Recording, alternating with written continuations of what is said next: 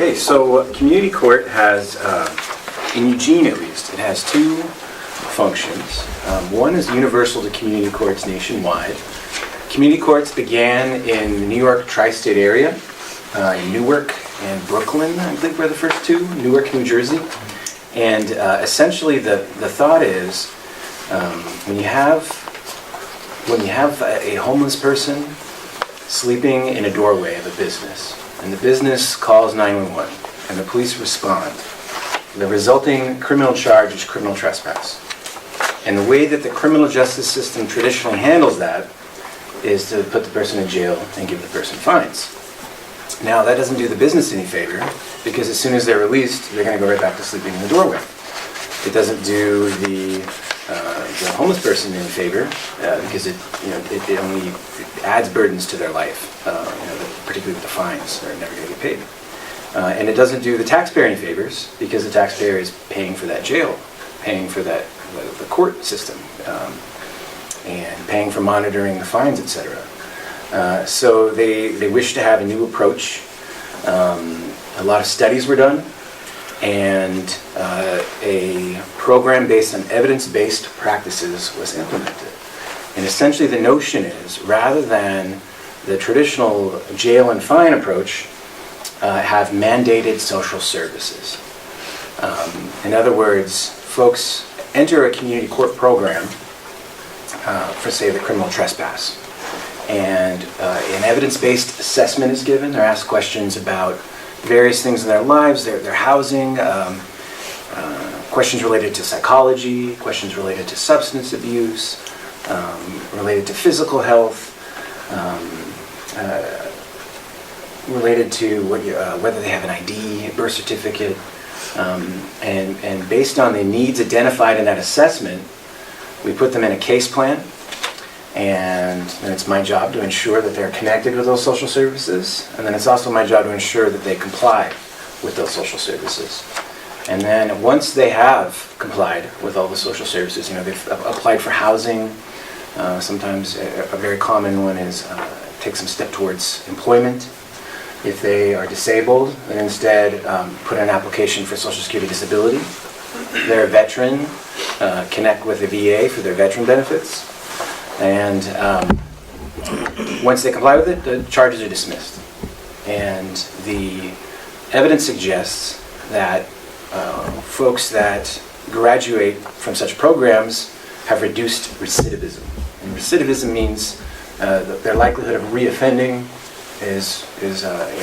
recidivism is reoffending. So reduced recidivism means they don't do it anymore. If you put somebody in a house, go figure, they're not going to sleep in doorways anymore, and they're not going to trespass. Eugene began its program with a pilot grant a little less than 2 years ago, and the pilot grant expires in May, and will be funded going forward thanks to the marijuana tax.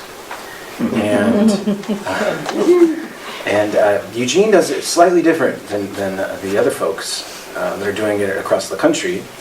We have, as part of ours, what we call the Help Center. And we have all of these social service providers come together for our participants. And we, rather than hogging them to ourselves, we make them available to the community at large. And so we have Catholic Community Services, St. Vincent de Paul, the Whitebird Clinic, Willamette Family, Looking Glass, Shelter Care. I'm sure I've missed a couple. We have a wide variety of social service agencies that assemble every Friday at the downtown library, which is where we hold the court. The downtown library, of course, is more inviting than a traditional court setting. It allows for greater informality. It allows for greater trust. I understand that you've already had a talk in the past about some of the psychology of being homeless and the trauma associated. And trust is a very difficult thing to achieve. And the library helps us with that. Also, I find that when we invite the public to come to our help center, the library is a more convenient location than most of those providers have themselves. Because rent right in that heart of downtown is more than most social service agencies, nonprofits, can afford. So they tend to be on the periphery of downtown. So we find that particularly with Shelter Care, who provides housing, that they have more, they provide more assessments to put people on the county's central wait list for housing on Fridays in community court than they do apparently in all of their other efforts the rest of the week and the other sites, which is fantastic. Also, from what I understand, getting into St. Vincent de Paul is more easy to achieve if they come to the library on Fridays than it is if they come at another time. So that's essentially what it is. And then since I've been in this role, the thing I noticed about, the evidence, the statistics of how folks comply, the reality of it, now that I'm observing it and I've experienced it, I find it to be almost entirely self-esteem and re-engagement with society. I think that homeless folks tend to feel down on themselves, and they tend to feel apart from society. And one aspect of our program, the only thing that might be considered punitive, is we have what we call community restoration. And that's similar to community service, and sometimes it can include things that we traditionally would associate with criminals, with community service, such as last Friday, it was a cleanup of a park. They went and picked up trash at a park. Sometimes we have life skills classes. Sometimes we have focus groups for nonprofits, to solicit information on how they can better serve our population. Sometimes it's reflection exercises aimed at building self-esteem and making better choices. And typically, even the going out and picking up trash, typically our participants are smiling afterwards. They feel like they're a part of something. They feel like they've achieved something, and those are feelings that they're not able to, unfortunately, able to find in their lives very often. And we have a graduation ceremony when folks have fulfilled the term of their diversion agreement. And it's pretty common that folks get teary-eyed. They weep when they graduate. They feel very connected to us. And we find that many of the participants, even after they've graduated and they've fulfilled their obligation to the court and to society, they come back just to be a part of it. They wish to volunteer. They wish to contribute. Unfortunately, there's some challenges there in terms of human resource rules about allowing them to volunteer, but their heart's there, their desire's there. Unfortunately, it seems that a diversion program, and maybe I should have started with this, a diversion program is essentially, traditionally it's reserved for folks on their very first offense. So for instance, one common, I think they began in fact with DUIs. So if a person gets a DUI and they've never had a criminal charge before, typically offer them a diversion, and it's essentially a contract with the court. They have to plead guilty to the charge, which gives the judge this prepackaged hammer to swing, so to speak. And they then engage with traffic safety school, community service, and the big one, drug and alcohol treatment. So that's a traditional diversion program. With ours, we make it open to anyone regardless of their criminal background. The more, the richer one's criminal background, the longer their diversion will be. And the shorter their background, the shorter the diversion. So we have some that are as short as 4 weeks, and for some folks, it can be 6 months. Typically, when people are offered a 6-month diversion, they typically decline. The folks offered the 4 weeks are more likely to opt into our program. So our diversion program, like that DUI diversion model, has this prepackaged conviction, where if someone, after being given enough chances to connect with these social services, fails to engage, the judge will then revert back to the traditional model of jail and fines. And well, for us, it's not fines. And I find that at least 95%, and this is not based on statistics, this is based on my observations, at least 95%, if not 100%, of the revocations are on the basis of failure to comply with drug and alcohol treatment. That's the big, that's the bugaboo for our program. is that folks who aren't ready for treatment, who aren't ready for sobriety, you kind of can't make them. And that's what I'm finding. And folks that are in our program who do not have, based on their assessment, they're not assessed needing drug and alcohol treatment, those folks have an almost 100% graduation rate. So it's an interesting challenge we have in our program. That's about it in a nutshell. Any questions? I was particularly concerned about the people that have been released from prison, and how they you help them try to adjust outside facilities. People who've been there 7, 10 years. That's the life they know. And it requires quite a bit of work on the community to try and get them to be a credit to the community instead of going right back to what I heard a fellow, I've forgotten his name now, who was head of St. Vincent de Paul, say he'd much rather hire a murderer than he would a minor felon, because the murderer it was a crime of passion, and generally it's a one-time thing, and they had enough time to pull it together. When they come out, they're ready to make a different life, whereas the felon will go right back to doing what he was doing before. And so I was wondering how this works with your program. That's an excellent question. Well, one thing I should have said during the introduction, because we're limited to misdemeanors, to minor offenses, we, for statistical reasons, based on the studies, the professors, the eggheads, we bar violent offenders from our program. So violent offenses would not be misdemeanors. A simple assault would be a misdemeanor, but folks that have been convicted of violent crimes in the past are prohibited. And part of that is policing them while in the program. It's a very intimate program. We spend upwards of 6 hours a day together on Fridays. And if folks have a problem with violence, that can make things a lot more complicated, a lot less safe.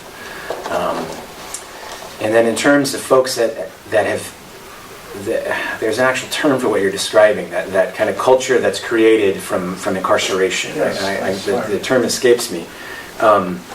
That's a big issue, and then a lot of those folks do end up homeless. And unfortunately, a lot of them, that programming is difficult to remove. We had one participant, I shan't say his name, and he was a big challenge. We ended up moving him to a different court docket in the municipal court. The municipal court has a mental health court, it has a drug court, and it has a problem-solving court. And the problem-solving court is for folks that, and this is probably not the official definition, but basically for folks that qualify for one of those other, the community court, the drug court, or the mental health court, but for whatever reason, their behavior limits their ability to take advantage of those programs. Another way to characterize that is they're a tough nut to crack. They're very confrontational frequently, or perhaps have severe cognitive challenges combined with behavioral challenges. And so this gentleman that I'm thinking of, who was incarcerated most of his adult life, we couldn't help him. I couldn't get him to engage. I couldn't get him to track. 99 out of 100 of our participants, I'm able to develop a bond with pretty quickly, and I never was with him. And so we moved him to the problem-solving docket, and from what I understand, he's responded really well in there. The approach, the judge that's the only docket she does is the problem-solving docket, and she does wonders with that population. And sponsors deals more with what I think you're talking about.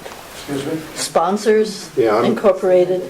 I'm dealing with sponsors. I was going to ask if your programs are intentionally dovetailing with them, or, do you deal with some of the same people?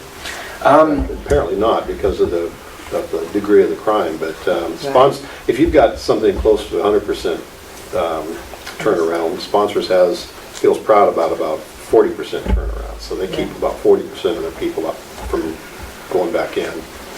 100% would be much better. Yeah, when I Those said are the 100 people that have been in prison. Yeah. Sponsors, yeah. Sponsors. And those, so, Yeah. yeah, I deal with them, and I'm on going on my 4th mentee now. And it's a good program, but they are harder nuts to crack. And one of the criteria to get into the sponsors program is the person in jail has to opt into the program. He has to want to get there. It's made available and everybody knows about it, but that's the first decision is, yeah, I do want to participate. Then they can't be forced into it. And then there's all sorts of services available. The biggest one is they get a place to stay right out of jail, straight to an apartment. Go ahead, you've been waiting patiently. Oh, no, that's okay, I should be last. But before I forget, I will ask Yes. the question. Are most of these people considered chronically homeless? That is, they've been repeatedly homeless, or under the labels that, say, shelter care uses, they've been unable to find housing for about 18 months? Or are they new to homelessness? Describe a little bit about the population. I'd be happy to. So we have shelter care's definition of homelessness is based on Lane County's definition, and it's very nuanced, very technical. There's a huge spreadsheet.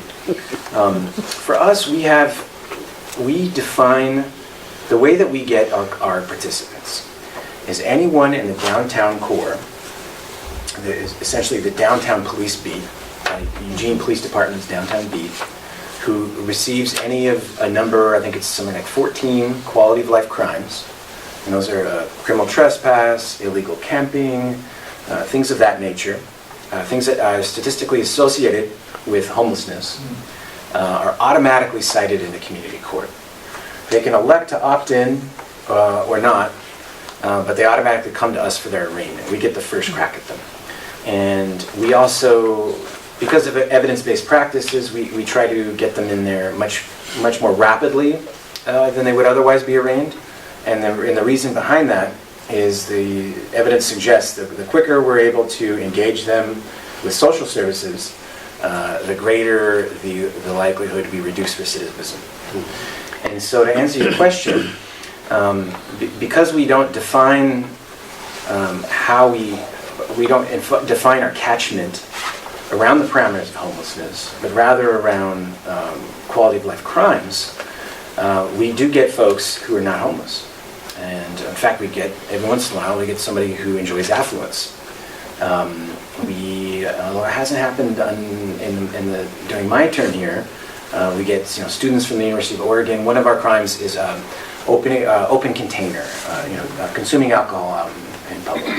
And so, obviously, chronically homeless folks don't have a living room to drink their alcoholic beverage. So for them, it's going to always be a crime when they consume alcoholic beverage. But you also get folks who, could have a country club membership and, enjoying champagne on the sidewalk for some reason, and they find themselves cited into our court.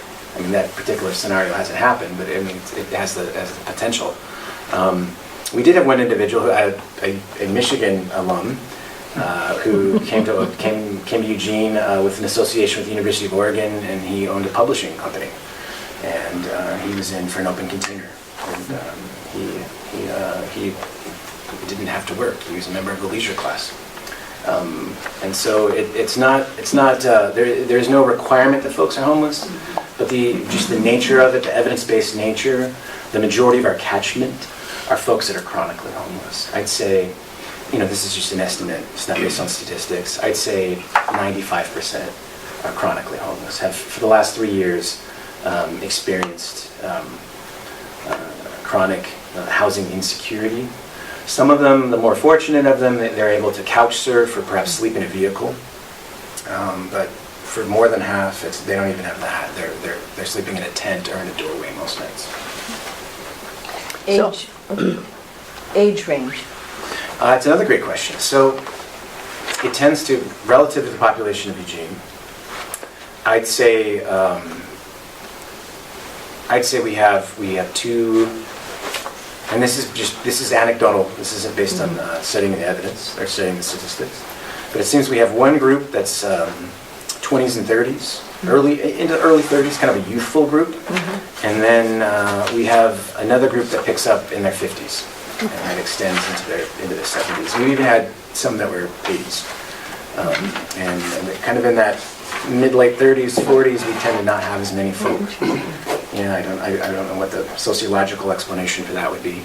But so we do have kind of two distinct groups, kind of the younger folk and then the older folk. So do you deal with minors at all? That's a great question. We do not accept anyone under 18. Okay. There is the sergeant for the downtown police beat, Sergeant Julie Smith, has been advocating with the city to expand it to 16-year-olds. One of our providers, Looking Glass, is a homeless youth advocacy center, and they have a number of wonderful services they offer, but they only offer them to folks 21 and under.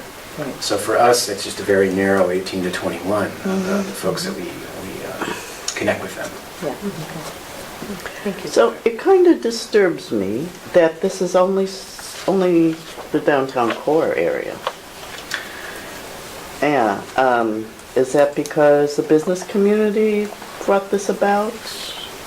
Or, I mean, because we have the same kind of crime in my neighborhood, Okay. or in the Bethel neighborhood, and they just get fined and go to jail, huh? Right, your city council person. The reason it was done just in downtown was because it was a pilot grant. And so the funding was limited by that. And so they performed studies based on citation analysis, criminal citation analysis, and determined that the perimeters of the downtown beat would be the best place to start. Okay. And so as I mentioned, we're still in the pilot grant. Right, the only And thing. it's our intention, Lord knows when, to expand. And that's going to require, however, public investment in order to do that. That marijuana tax is going to be a lot. How much will you get of it? Yeah. From what I understand, so our pilot grant was $20,000 a year. Or pardon me, $200,000. Oh, good. They're different. Yeah. So we're not going to get too far into it. $200,000 a year. And from what I understand, and then there was another additional contribution from the municipal court budget, about the same amount. Maybe more, maybe even double that. Somewhere around $500,000 in its entirety. Who was that from? That was from the municipal court budget. So the municipal court itself was propping up the funding from the grant. And my boss, the court administrator, would be a better person to give you these details. I could connect you with her if you'd like further information, but from what I understand, and this is not ironed out yet, this is still in the discussion phase, the marijuana tax is going to contribute $250,000 a year going forward, and we'll probably still need $150, $250, something like that in addition, and they have yet to work out where that'll come from. It may come from the general fund, but as I said, that's above my Their pay grade. yeah, right. I just do what they tell me. David has a David's question. excellent. So my question is, when you're talking about young people, I was thinking of the group called Travelers or Dirty Kids. And is that a special problem? How do you deal with people who are just going up and down I-5? Yeah, that's an issue, particularly in the summertime. We tend to, the largest population centers in the West tend to be in Northern and Southern California. And those two climates tend to not have a lot of rain. And as they travel up the I-5 corridor, they find Eugene to be a very pleasant place to be in the summer. And then once the rains kick in, they all tend to leave. We accordingly have very different numbers between the summer and the winter. Almost double, and then in the heart of the winter, when we experience frost, that's when our numbers get the lowest. The church community, I think St. Vincent de Paul organizes it, has warming shelters, and any night where the temperature will go down below a certain threshold, I think it's 35 degrees, or 30 degrees. Thank you. they open their churches up for folks to spend the night there, or have purchase additional sites for that purpose. And so during those months, we have very few cases. I mean, folks are getting criminal trespass if they have a place to sleep. And so to answer that, we find that folks that are coming through the area for the summer tend to not want to join a diversion program that'll tie them here for a certain number of weeks or months. So we do get some folks that are transient in the sense of moving geographically, but most of those folks tend to opt out, rather just take their couple days in jail and then head on out. So I think that answers my question. If they do not, if they opt out of the diversion program, what happens then? They do go to jail. Well, it depends. So if they opt out of the diversion program, they're sent to the regular municipal court, and then they fare how anyone would fare who's sent there. And so I think a judge would be a better person to answer that than me. I'm not admitted to practice law in Oregon, so I can't give you legal expertise. But essentially the process is they would have a pretrial date at the municipal court. They would have almost all of our population are indigent and therefore qualify for a public defender. So they'd have assigned counsel, and they would work with their assigned counsel and the prosecutor to reach some resolution. Mm-hmm. And from what I understand, the majority of the time, that depending upon the offense and depending upon their criminal history, it would result in jail time. When folks, for instance, we had a revocation yesterday. We had a participant who, I'm not saying any names, who continued to arrive on Fridays under the influence of alcohol. And sometimes she would arrive sober, and then she'd go out to have a cigarette, and she'd come back and would have problems with her balance and her speech, and would have the acetone odor of alcohol breath. And after a certain amount of time, as the judge was very frank with her and said, "Look, this is we're in deep water here. What do we do about this? How are we going to? We can't have, for legal reasons, we can't have legal decisions while you're inebriated. It's a capacity issue, a mental capacity issue."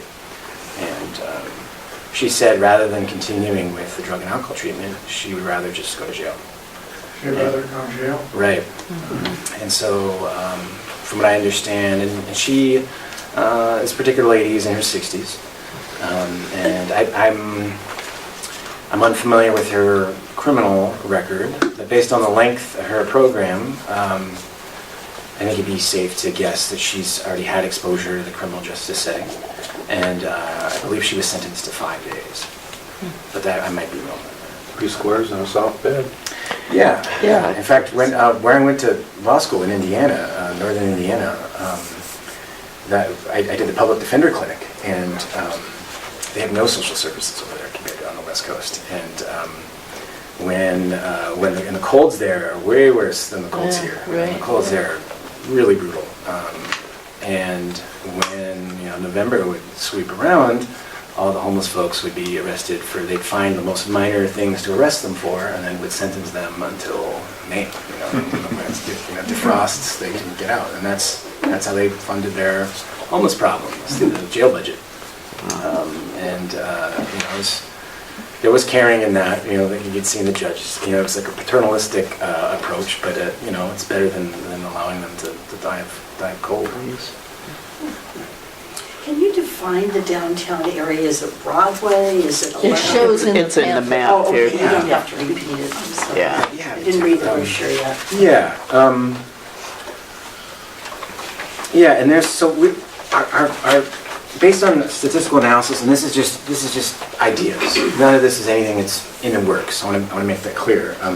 The next area that they think that we're talking about moving to would be moving west in the direction of University. There's the Whitebird east. Clinic. That's east. Oh, pardon, thank you. You can tell I'm new in town. Yeah. West if you want. Yeah, I live west of town. I should have known that. East in the direction of the university. There's a The Whitebird Clinic is located in that direction. They're one of our partners, and because they provide such great services to homeless folk, they tend to have a lot of homeless folk in that area and tend to acquire citations.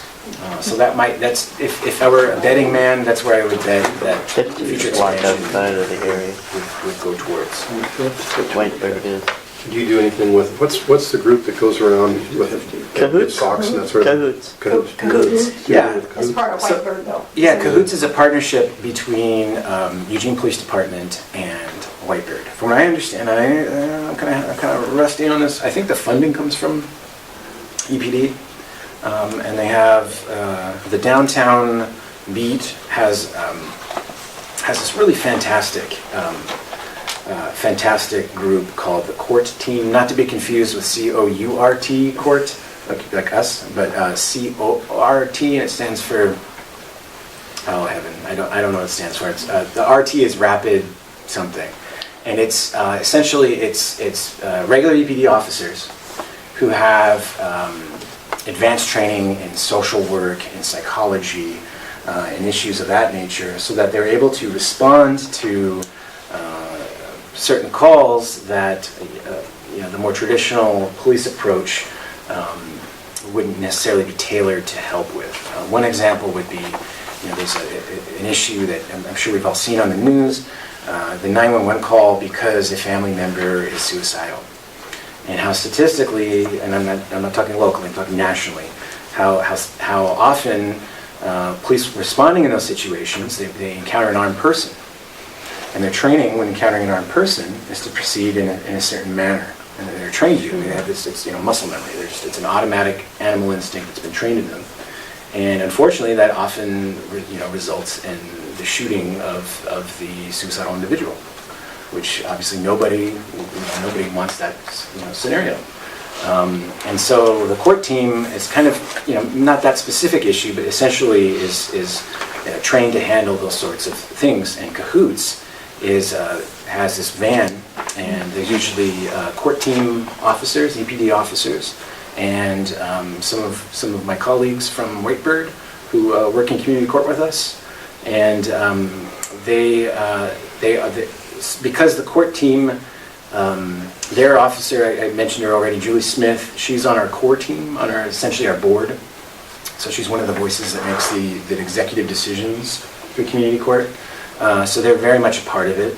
There's always a court team officer present for every community court session. There's about half a dozen. It was Officer Alvarez this last Friday, and the Friday before that, I believe it was Officer Rankin, who I think is who sent me here. Rankin is a member of the court team. And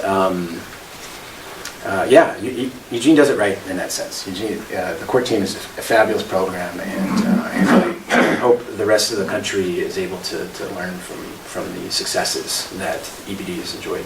Is the court open to public? You piqued my curiosity. Oh, if you'd like to come, yes, please, and that's okay. So thank you. As a lead into that, I'd love for you all to attend. We'd love to have guests. There's a big scrum, a busy scrum in the middle. There's a really intense period, and then it kind of dies down. And so folks that are there for arraignment, they're there for this first appearance, are asked to come at 10. We open our doors at 10. And then at 11, we have, is when folks who are already in program are asked to come back. And they're asked to come back every Friday. And 11 is when our providers agree to come. It doesn't always work out that way, but that's the goal, is for the providers to come at 11. So I tell folks that are interested in visiting that if you want to get the full effect of it, 11 o'clock would be the time. The community restoration efforts we take, and those are the classes and work crews and things like that we hold, we tend to send that team out at 11:45. So between 11 and 11:45, there's quite the maelstrom of activity.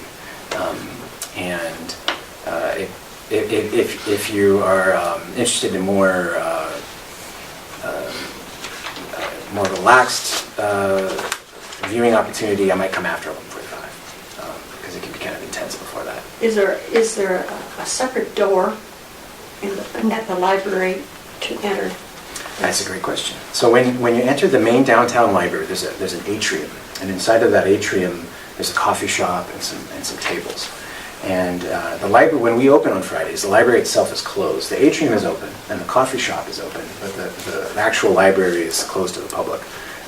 As you enter that atrium, if you're entering from 10th, to one's right is a hallway, and at the end of that hallway, there's some kind of like a ballroom type area that has 3 large rooms. We conduct ourselves in that ballroom area.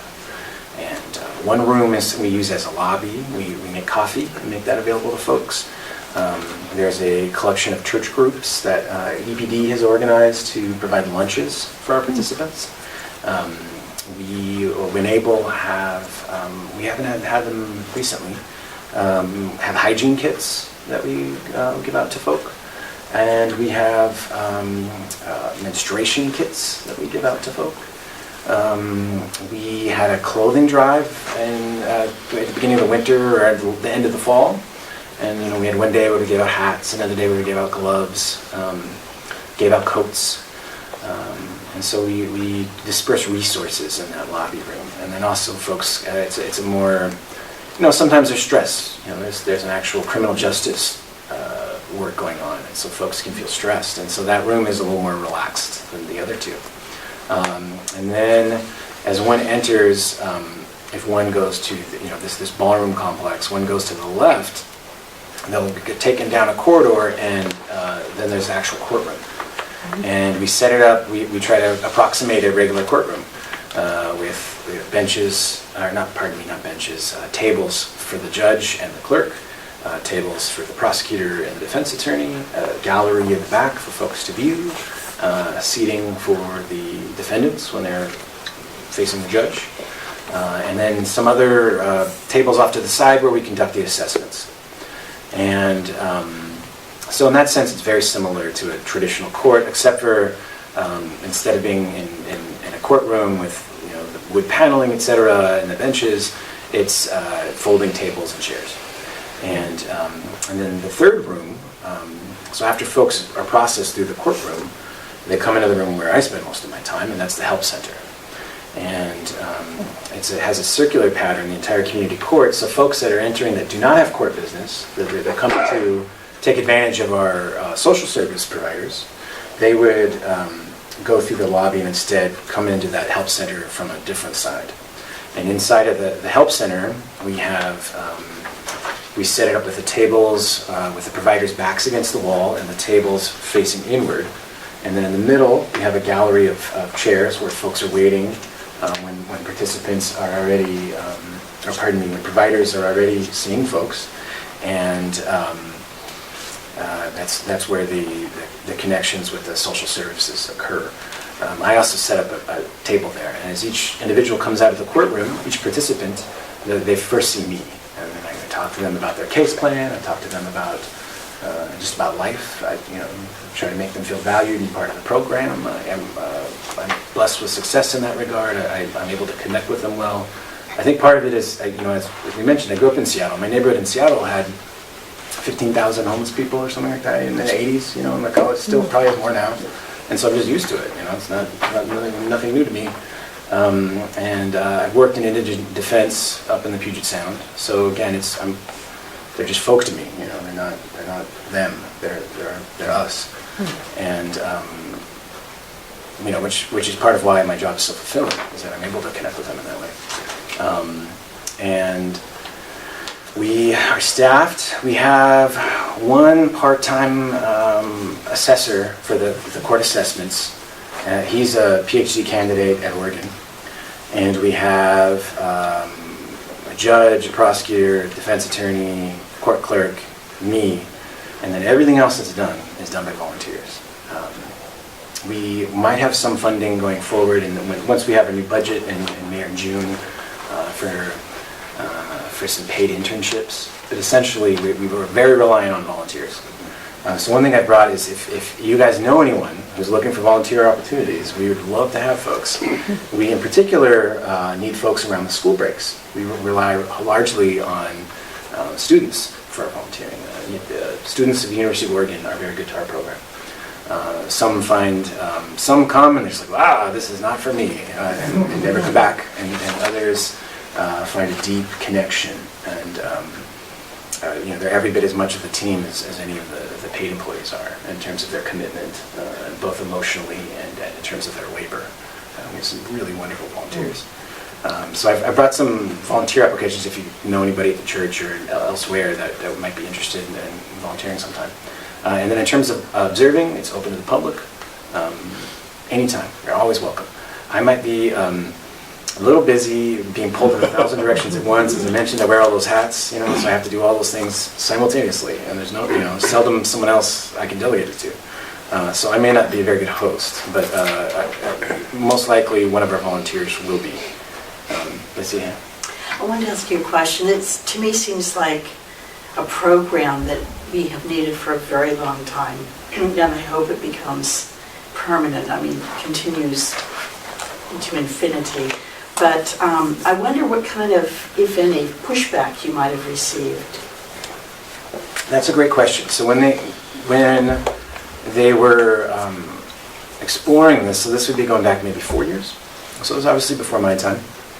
They conducted various community outreach efforts, and they had talks such as this one, and they had polls, and they had something like 900 some odd people responded, and from what I understand, the community was almost universally in favor of it. I think that might not be the case if we expanded into other areas. But then again, I don't know. You guys are likely more familiar with the community than I am, given that I'm new. We've had a very warm welcome. We enjoyed great support. I think a big part of it is EPD is probably our biggest booster. They're our biggest cheerleader, and so that's a well-regarded entity in the community, and so having them on our side is definitely helpful. But I haven't experienced any pushback, and I honestly, none has been brought to my attention from other folks. So maybe they keep me in the dark on purpose. Rory, about how many people or cases do you see in a given calendar year? How many individuals go through the program? I know you can't say how many complete and how many drop out and so on, but how many people do you see? We actually just had a meeting, and I should have brought the numbers. We've had our intakes probably during the 18 months or whatever it is that we've been in business have only been in the hundreds, in the less than 500, fewer than 500.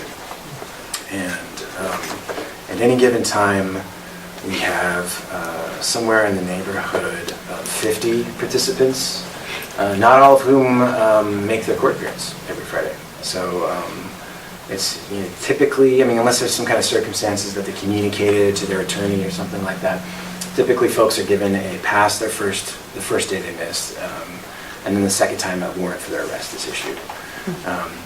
And so, excluding the warranted folks, so just the folks that are coming, we typically have in the summertime as many as 60 folks, and during the winter as low as 20. And those are just off memory. So It's still a significant number. it is. Between almost 500, you said, right? Yeah, that's in 18, 19 months, something like that. And that's I could email you better numbers if you'd like me to follow up with that. There's a lot of people involved. Actually, a lot of clients, very few staff. I'm surprised you're able to do it on a budget of, what, $750,000? No, we're not even that. It's I think we're operating it. So we only have a budget of 200, and the rest of it we're just kind of mooching is probably not a good word. We're borrowing. We're benefiting from the largesse. And So less than 500,000. Yeah. I have a question about homelessness. Mm-hmm. We've been kind of educating ourselves on that whole issue, and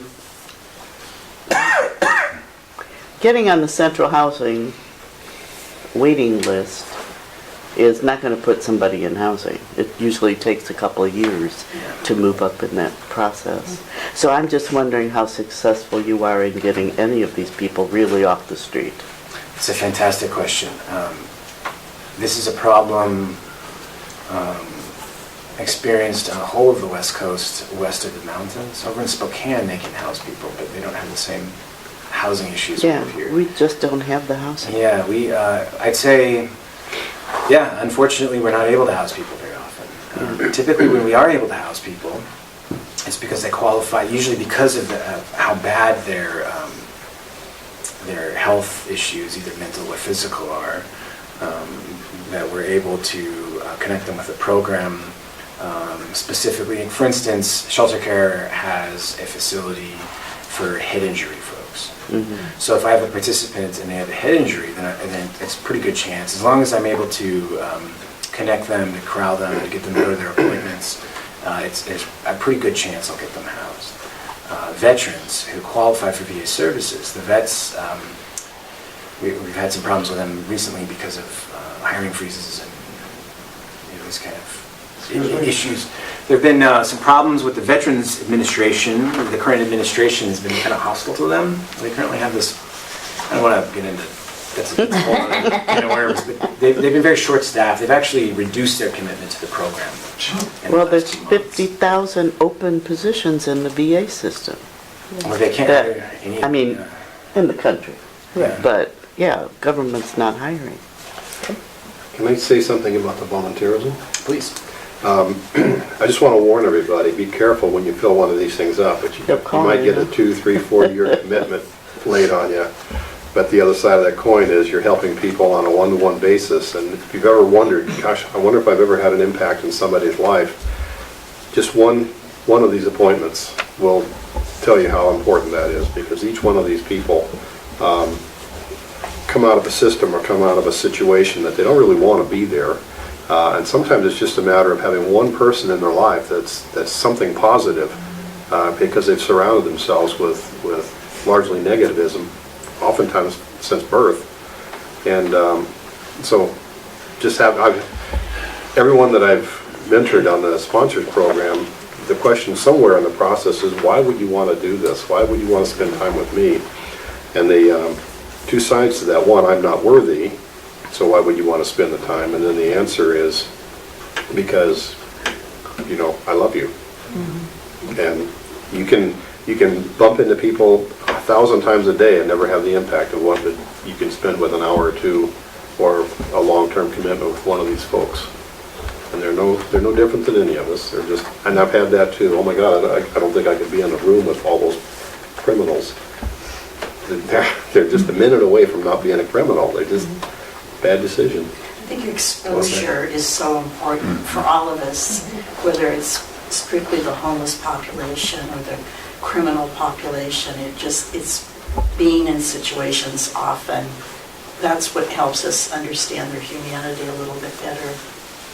Yeah, I was going to ask, what do volunteers do? I mean, if you fill out, what does a volunteer do? That's a fantastic question. So we have a wide range of, we actually have titles we give folks. So we have a greeter, and so when folks first enter, they go down the hallway, we have a contracted security guard who wands folks with a metal detector to make sure folks aren't bringing in weapons and or other contraband.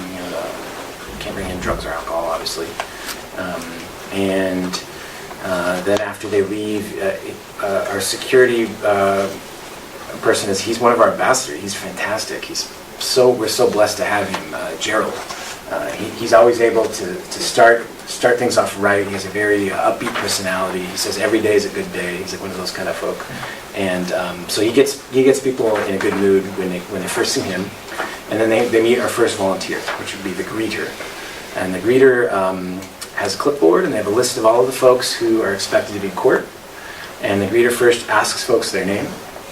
And if they're on the list, they then show them towards the court side of things. And once they go into the court, they're then greeted by our courtroom coordinator volunteer. And that person coordinate. We have whiteboards, kind of the modern version of the chalkboard from my youth. And on the whiteboard, they have all this information about each person and the things they have to do that day.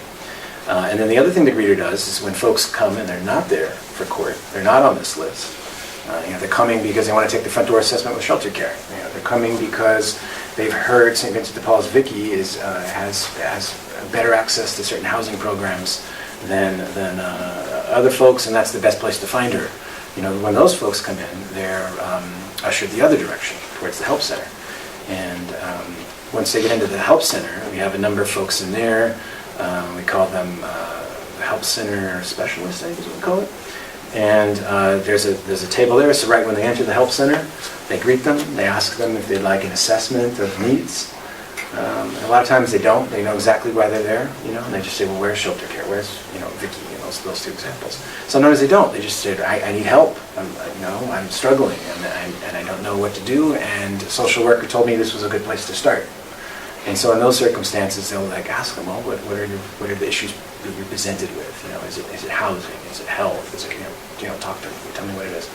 And then we'll refer them to the various providers based on that. We have another person, a resource coordinator, another person that keeps track of the lunches. As you can imagine, folks are hungry. Some folks would take more than one lunch if given the opportunity. And that can create a situation where there's not enough to go around. So the resource coordinator keeps track of the lunches, keeps track of the hygiene kits, etc. We also have folks we call warm handoffs. And what they do is, this is usually when we have enough volunteers. We don't always have the luxury to have this. We have one that stands between the courtroom and the help center, and so when they're done with the judge, this individual will usually take their name and keep track of a list to send them to me, so that there's not a scrum, there's not conflict over, no, I was first, well, you walked away, well, we want to avoid that. And keeping a clipboard of who's next is a very simple but very beautiful way of solving that problem. We also have another warm handoff that will accompany the greeter, that will walk the folks into the courtroom. Some folks have cognitive challenges that, even something as simple as go to that room, take a right, can sometimes be challenging. And so to have somebody walk them all the way into the courtroom is sometimes works magic. And then, we have one other volunteer, the community restoration volunteer. And so for them, that varies. That one is the most varied of all the volunteer positions. And so sometimes, seldom is it go out and pick up trash. Once or twice since I've been there, we've had a volunteer do that. But usually, it's leading a reflection exercise. We have LTD has a transit center across the street from the library. They're one of our partners. They provide bus passes for participants so they can make it to their appointments. LTD is a very good friend of our program. And they have a conference room on the corner of Olive and 11th that they make available to us. And we hold reflection exercises there. And so that's one way that volunteers contribute, is while I'm meeting folks, they take a group at 11:45 across the street and conduct a two-hour reflection exercise. What kind of exercise? Reflection. Reflection, okay. Just want to make a comment. I'm a bus rider, and I have to just share with the group what an enlightening experience that is for me. And I do it actually quite often, because as you say, LTD is generous with their passes in some of these circumstances. And I think we have this stereotype of homelessness that has helped me overcome that, because where I came from, loitering was not allowed in the city. There was a law against it, so homelessness was not a factor there, so to speak. But I just really appreciate the fact that I ride the bus and have so many opportunities given to me because of that. Yeah, I ride the bus too, and I'm sure some of those folks you're talking to are my participants. Could be. I have a question. It's a safe place for me to engage in conversation. I'm very pleased to hear And that. it's mostly men. Very seldom do. Our numbers do tilt fairly heavy towards men. Yes. I don't know the actual numbers. This is just guessing. Something like, probably I'd say 1 in 6 are female. The other 5 and 6 are male. Because it came in late, this may be a redundant question, but is there a relationship between community court and the a program where adolescents who are guilty of a legal infraction are brought before a panel of their peers for judgment. I don't know what that's called now, but I'm not familiar with that program. We do not, as we are right now, we do not have any juveniles in community court. There's a requirement they are 18 years old, yeah. And all juveniles are sent to the juvenile court process, which is over by Otson, on the other side of the river from us. And yeah, as of now, they stay there. You missed when I came in, the sergeant of the court team, she's been lobbying to include 16 and 17-year-olds in our program. But she'd have to herd a lot of cats to accomplish that. But there is a youth court that, that's probably what. yeah, that's what you're thinking of. I don't know that that's, Surbu? yeah. Surbu I runs think that? so. Yeah. Isn't that a peer Yes. court too? It's a peer Peer court, court. that's what it's Right, peer called. court. Yeah, peer court, yeah. So in the beginning, or fairly near the beginning, you mentioned how you have a good success rate with people, especially those not with the drug and alcohol problems. But given the fact that it's so hard to find housing, there's waiting lists, big ones, and the fact that these crimes are crimes made possible by the lack of housing, like sleeping in a doorway or, having a beer on the sidewalk. How does that work? I mean, if people aren't getting housing or they're waiting, but the statistics say that, the recidivism is down because of the programs, what are they doing? How are they avoiding, through no fault of their own, being caught up in the system again because they have nowhere to go? That's a fantastic question. That's something that I actually hadn't considered. So just pulling anecdotes, pulling some individuals out. Some of them, we're not able to house them through, say, shelter care, through the central wait list. But because of self-esteem issues and because of, say, employment efforts, they're able to get a part-time job, and then with that, they're able to dovetail that into a more stable living arrangement, perhaps renting a room from someone or something like that. So we find that a lot of folks, shortly after leaving our program, without perhaps not being housed as a result of our providers, but we find that they're nevertheless housed. I wish that number were greater. And then some of them, it's just their own perception of their relationship with the community and with society. And simply by having a perception that they're a part of it as opposed to outside of it is all it takes to reduce the recidivism. And so to answer the question of, well, why aren't they sleeping in doorways anymore, that's a fantastic question, and I don't have a shoot from the hip answer for that. I'll reflect on that. It must be all the other services they're connected with, provides that itself, the inclusion and the self-esteem improvement, and just getting connected with the right things in the community as opposed to the wrong. That one positive spark. Yeah. But you still got to have a place at night that's not going to put you in the way of the law. That's right. Yeah. So what happens in those reflection exercises? Okay, I conducted only one myself, and I very much enjoyed it. The main question was identify three, something to the effect of three, three things that will improve one's life. 3 goals. That's what it was. What are 3 goals? And then identify for each goal five barriers to that goal. And then identify for each goal 5 things you could do differently to achieve that goal. And then it usually doesn't take too long. Some folks have literacy barriers and get a little help, but after like 15, 20 minutes, which by the way, we give them their lunch, so they're eating as they're working through these questions. Then we go around the room and each person presents, and then I invite the group to provide feedback. We have rules about it's a safe place, respect everyone's remarks, no ridicule, etc. And we've never had to police that. It happens. People have that esprit de corps when we're doing the exercises. And then every once in a while there's a little tougher one, and I have to do most of the most of the contributing of ideas. But usually, I don't have to say a thing, and they take care of it themselves. Everybody has some of the ideas, things I never thought of, fantastic ideas. And as I mentioned, everybody always leaves smiling. That's just something I find remarkable. I mean, it's you think of community service. My background in criminal defense up in Puget Sound, it's like a punishment. It's like odious, to do community service. But for us, they look forward to it. We have folks that have completed all their community restoration requirement. Everybody has 8 hours they have to do. And we have folks that complete it and still want to do more. They want to continue to do it. And this is supposed to be a punishment. Is this conversation one-on-one, or is there, I get the feeling there's a group. There's a group, and it varies depending upon how many folks at 11:45 when we send them out, when the bus leaves, so to speak. I mean, they're walking, but when the group leaves to go to that center, how many have completed whatever their business is with the court.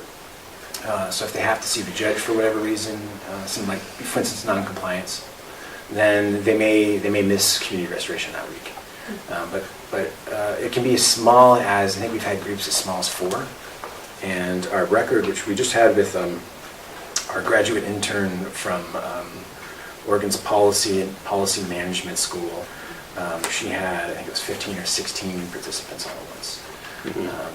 And that went well. Everybody was, I came at the end, to make sure everything went okay, and everybody's beaming, just big smiles.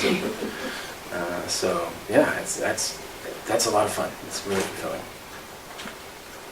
So if anybody has any ideas for community restoration things, ideas for 2-hour-ish topics, hour-and-a-half-ish topics, please let me know. I'd be happy to. I really would welcome your suggestions. This is an anecdote that you might like to have. My husband and I serve dinner at the mission once a week, and this guy came through 2 weeks ago, and I didn't know a lot about community. I know a lot more now. He said, "Man, I just came out of that community court, down at the library, and I didn't know where you met." And he said, "That was such a good experience." He said, "I never knew there was so much help in this town. It just feels really good." I mean, I didn't elicit at all. He was just really upbeat when he came in, and it says a lot about the welcoming environment you provide. Great. Yeah, thank you for It's that. really a beautiful thing to hear. Nice. Speaking of that, if we want to make sandwiches, who do we contact? Her name is Crowley. Her first name escapes me with EPD. EPD. Oh. Yeah, she coordinates it, and churches that do it. They have a program. They assemble it. It's 40 lunches, and I think there's about half dozen churches, and they each take a turn alternating. I don't. If you wanted to provide sandwiches or something like that, one thing I might recommend would be maybe a volunteer appreciation thing. That's one thing that our volunteers don't get lunch. They because we're so intense. I don't take a lunch. The lawyers and judges don't take a lunch. We just work through the whole day, and so that'd be one thing that I've been thinking about is how to show them appreciation. Because they're not getting paid. So you come in before 11? And you leave when? About what time? So it varies 30. depending on how many people we have. Yeah. And so this last session I left about 3:30 to head over back to Muni Court, and I arrived at 9. And so I start my morning around 6 at Muni Court, and then I leave Muni Court a little before 5. Oh, it's longer than I thought. Yeah, We it's need a sandwich. Big busy day. Yeah. So one thing I thought that perhaps I could do would be like buy bagels and cream cheese to lay out to the volunteers. Last week I bought the volunteer. There's that coffee shop in the atrium. I don't know if you're familiar. I just went and bought them all bagels and cream cheese. Because they're. So do they have a lot. a room where they can go and take a break, or? Kind of, sort of. There's a room. There's a kitchen in that facility. It's a little kitchen, and unfortunately, it's the only place that the attorneys are able to have a confidential conversation with the participants. So if they need to have an attorney-client conversation, they have to use that room. So so sometimes the kitchen is can get clogged with attorneys, but ordinarily, that's we in the past we had a volunteer once got I think Chipotle. It was Tex-Mex, and bought Tex-Mex for all the volunteers. And, it was nice. I mean, she herself was a volunteer. So Julie runs a teacher appreciation for Elmira School District, and they'd never had anything like that before, and so she brought it from Indiana when we moved out here. She was doing it out there, And she's the most popular parent. And it's like four times a year. It's a Valentine's thing, it's a Christmas thing. She'll take cookies or whatever. It's just she sets it up in the teacher's lounge. So that would be a great idea, especially if these guys are working without lunch. That's awful. Recognition is really important. Yeah. That's right. Yeah. So our church should contact Crowley. Crowley at EPD. EPB if you wanted to do a sandwich brigade of some sort. Yeah. Something. We have assembled it here in our own kitchen, take it out, because you have no place over there to do it, right? That's right. What the churches do, and again, so this is EPD that runs it. I just observe the fruits of this effort. I'm not a part of this effort, but we have typically the church group will come around 10 in the morning and bring in boxes of paper bags with lunches. So usually sack lunches. So, yeah, but so how do keep the food separate for volunteers from the... Oh, yeah, so the policy is, volunteers aren't allowed to have that food. Right. And it's not that we don't need to police that. They Right. they have that ethos of Right. serving them. Yeah. So it's not even need to tell But them. if there's bagels and cream cheese, Oh, so... why do the clients not? Oh, excellent. So the clients aren't allowed, unless they're in there with their attorney, they're not allowed in that kitchen area. So when, okay. so in the past, like if I'm reading in on Friday, I go and I pick up a dozen donuts. Mhm. I'll leave them out in the kitchen and Oh, I just okay. mention to everybody, Right, go, right. there's donuts in the kitchen. So we could do even more. So do you find most people are in there? It sounds like they've got because this of organized for the self-esteem. Six churches, yeah. I think so. I think that's, this is a bigger sociological question, right? Like, why do people become homeless? And I think some of them, they have, and this isn't scientific, this is just one guy's observations. I think for some portion of them, a third, something like that, they have some aspect of their personality that makes it challenging for them to get along with other people. I'm not necessarily saying it's their problem. Maybe it's they take things more harshly, or maybe they are more harsh, or something. There's just something in the chemistry that makes it harder for them to engage with people in groups. For 1/3, I'd say it's substance abuse and mental health issues. And then for another third, it's just purely self-esteem. That they got knocked off their horse too many times and now they can't get back up. And those ones are the ones that seem to really cherish the program. You can see it's almost like a religious connection. It's this, spiritual being Well, pulled they want into it. somebody to care. Yeah. There's a human caring about the condition, which and it's true in a group gathering. When they find that they're part of a team or part of a group, it's very self-supporting and they're not alone, type of thing. That's exactly right.